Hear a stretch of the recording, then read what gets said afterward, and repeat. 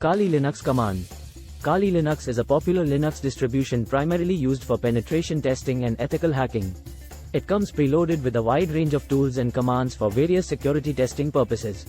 Here are a few basic Kali Linux commands. apt-get, used to manage packages in Kali Linux.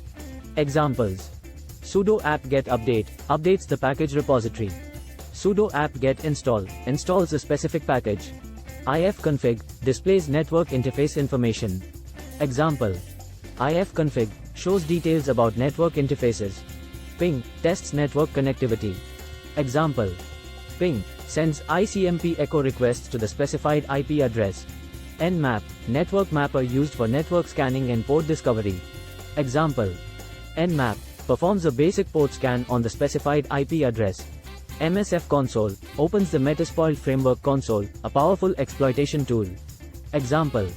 MSF console, launches the Metasploit framework console. Hydra, used for